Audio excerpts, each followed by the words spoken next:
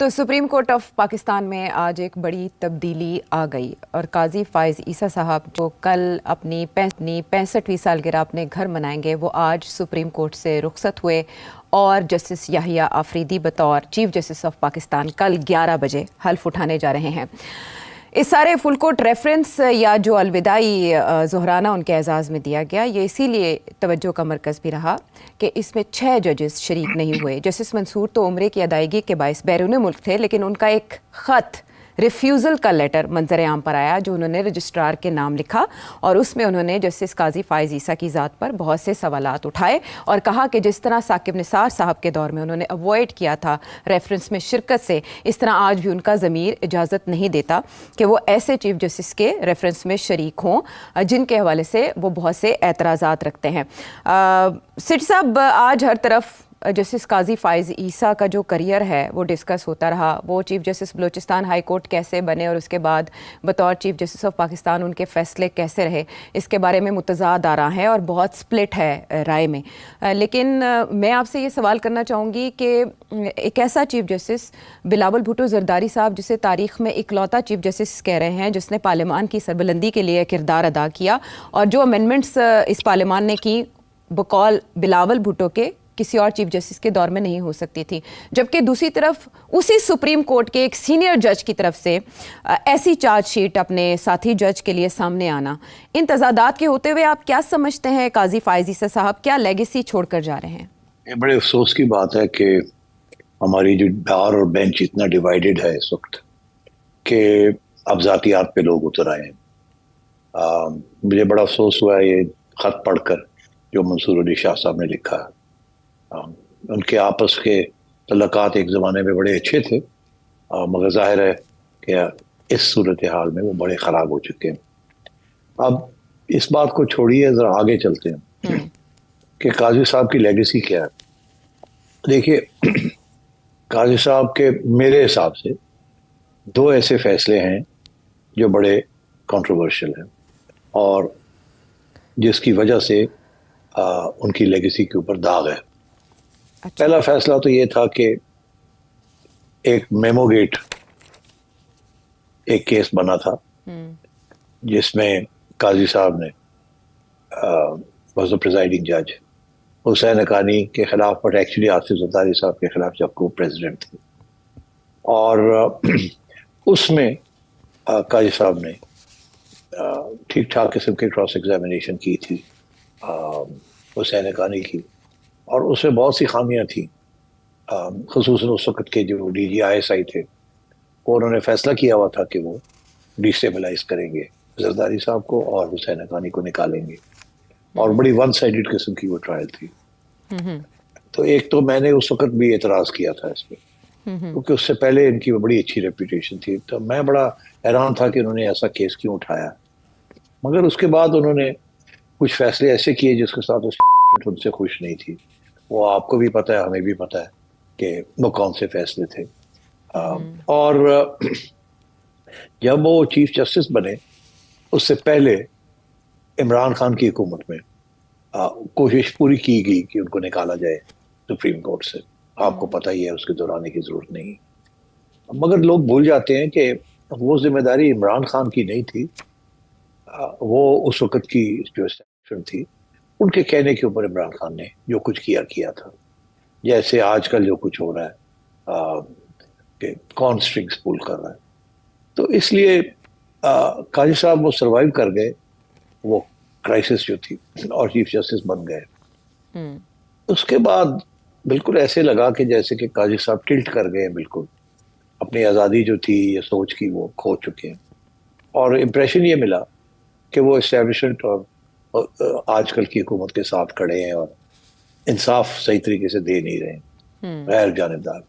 اور سب سے بڑا داغ اس وقت آیا جبکہ الیکشن سے پہلے وہ سمبل والا کیس ان کے پاس گیا، اور انہوں نے بڑا اسٹریٹ فارورڈ سا فیصلہ کر دیا، مگر کہ جی پی ٹی آئی کو سمبل نہیں ملے گا۔ اب وہ جو فیصلہ تھا وہ ٹیکسچول فیصلہ تھا،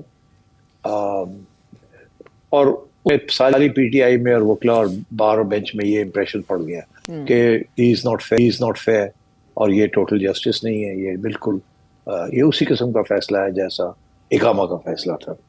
تو وہ پہلا داغ لگا ان کے اوپر اچھا. کہ یہ انہوں نے جو فیصلہ دیا ہے، ایک تو یہ ہے کہ بالکل یہ پاپولر پارٹی کو ناک آؤٹ کر دیا ہے، اور دوسرا یہ کہ وہ کوئی رولز بھی نہیں بنائے کہ اگر اس فیصلے کے کانسیکوینسز کیا ہوں گے. کہ اگر وہ رولز بنا بھی دیتے کہ ٹھیک ہے، مگر پتہ چل جاتا کہ جو آزاد کھڑے ہوں گے ان کا کیا ہوگا، جو پی ٹی آئی کے اپنے فارم کے اندر لکھیں گے کہ ہم پی ٹی آئی ہیں، ہاں ان کو سمبل نہ ملے، ان کا کیا اشر ہوگا. اس کی وجہ سے بعد میں یہ ساری کنفیوژن ہوئی about seats, especially reserve seats. اور تو یہ سارا کچھ جو ہے نا یہ ان کے گلے میں پڑتا ہے. اگر وہ فیصلہ دینا بھی تھا تو کچھ کلیریفیکیشن بھی ساتھ دے دینی چاہیے تھی، جو نہیں دی. اور آپ کو یاد ہوگا میں نے اس وقت بھی کہا تھا کہ دس از ناٹ اے گڈ فیصلہ. اور جس طرح الیکشن سے پہلے 2 اور فیصلے آئے تھے عمران خان کے خلاف، میں نے کہا تھا کہ یہ آ رہے ہیں مگر یہ آنے نہیں چاہیے. This is not a good thing. ایسے لگتا ہے کہ سارے باعث بینٹ ہے کہ ان کو آؤٹ رکھنا. This is not a good thing. بہرحال اینی وے، مگر اس کے بعد جب یہ جوڈیشری کے اندر سپلٹ آئی تو قاضی صاحب کھڑے رہے اپنے موقف کے اوپر، اور میرا خیال ہے ان کے اچھے فیصلے تھے جو بھی ہوئے. اور یہ جو 6-7 ججز ہیں ان کے پولیٹیکل باعث جو تھا وہ اب نظر آنا شروع ہو گیا. جہاں پہلے قاضی صاحب کا باعث نظر آ رہا تھا، اس دفعہ 7-8 ججز کا باعث، سیاسی باعث نظر آنا شروع ہو گیا. تو وہ بیلنس کرنے کے لیے میرا خیال ہے انہوں نے اچھے فیصلے کیے. تو آن دا ہول قاضی صاحب کی مکس لیگیسی ہوگی، بیکاز دیکھیے خواتین کے لیے کھڑے رہے، مائنورٹیز کے لیے کھڑے رہے. ذوالفقار علی بھٹو صاحب کی جو کنوکشن تھی اس کو اوور ٹرن کیا، اور بہت سے اسی لیے پیپلز پارٹی ان سے خوش ہے کہ he was a good liberal جج. مگر مولانا بھی ان کے خلاف ہو گئے. وہ ایک ججمنٹ تھی جس کے اندر انہوں نے کچھ حوالے دے دیے، مذہبی حوالے دے دیے. میرا خیال ہے مذہبی لابی نے سوچا تم کون ہوتے ہو دینے والے، یہ تو ہمارا کھاتا ہے، یہ تو ہم دیں گے، اینڈ سو آن. تو پھر اس کے اندر بھی چیمبر کے اندر جا کے کچھ ریوائز کرنی پڑی، کچھ جو ریمارکس تھے ان کو ایکسٹریکٹ کرنا پڑا، ڈیلیٹ کرنا پڑا. تو یہ اس قسم کی کچھ حادثے بھی ہوئے. تو I think he became a victim of his own attempt to be transparent and neutral. تو وہ تھوڑی بہت سیسا ہوا، کبھی انڈیپینڈنٹ کبھی پرو اسٹیبلشمنٹ، اور I think that is why he became controversial. مگر یہ جو باقی جو ججز ہیں انہوں نے جو کچھ کیا ہے، سب سے زیادہ کنٹروورشل چیزیں تو انہوں نے کی ہیں. اور اس سے قبل جو قاضی صاحب سے پہلے جو چیف جسٹس تھے انہوں نے جس قسم کے فیصلے کیے they were terrible. پوری لائن لگی ہوئی ہے چیف جسٹس کی جن کی legacy is very very negative. تو I think on the whole judiciary has not conducted itself well in the last 8-10 years. Justice Qazi Faez عیسیٰ کے دور میں 2 ججز کو استعفیٰ دے کے گھر بھی جانا پڑا، اور جو ناقدین ہیں وہ یہ الزام بھی لگاتے ہیں کہ سپریم کورٹ کی جو تقسیم ہے وہ جسٹس قاضی فائز عیسیٰ کے دور میں زیادہ گہری ہوئی، زیادہ نمایاں ہوئی. اب جسٹس منصور کا جو لیٹر ہے وہ قاضی فائز عیسیٰ کو چارج شیٹ کرتے ہوئے یہ کہتا ہے کہ آپ نے عدلیہ میں مداخلت کے دروازے کھولے اور آپ شتر مرغ کی طرح ریت میں سر دبائے یہ سب دیکھتے رہے، بہت سے فیصلوں پر عمل درآمد نہ کرنے کا رستہ بھی آپ نے دکھایا. یعنی قاضی فائز عیسیٰ کو وہ یہ کہہ رہے ہیں. دوسری طرف بلاول بھٹو زرداری انہیں ٹریبیوٹ پیش کر رہے ہیں. سیٹ صاحب، میں آپ سے یہ کلیئر جاننا چاہوں گی کہ قاضی فائز عیسیٰ نے پارلیمان کے لیے یا پارلیمان کی مضبوطی کے لیے جو کچھ کیا، کیا اسے عدلیہ کی کمزوری سے تعبیر کیا جانا چاہیے؟ یہ اختیارات کی جنگ تھی یا یہ قاضی فائز عیسیٰ صاحب کا ذاتی کنڈکٹ تھا جس کی وجہ سے یہ تنازعات بنے؟ نہیں، میں نہیں سمجھتا ذاتی کنڈکٹ تھا. یہاں بڑی کلیئر کٹ سچویشن تھی کہ جوڈیشری جو تھی، میجورٹی جوڈیشری، وہ سیاسی ہو چکی تھی. اب اس کو نیوٹرلائز کرنے کے لیے جو بھی اقدامات قاضی صاحب نے کیے وہ نیگیٹو طریقے سے ٹریٹ کیے جا رہے ہیں by supporters of this judiciary bar and bench میں. تو I don't think that was the issue. اب جو انہوں نے فار ایگزامپل انہوں نے کہا جی کہ میں نہیں فیصلہ کروں گا کہ کون سا بینچ بنے گا نہیں بنے گا، ہم 3 سینئر لوگ کریں گے.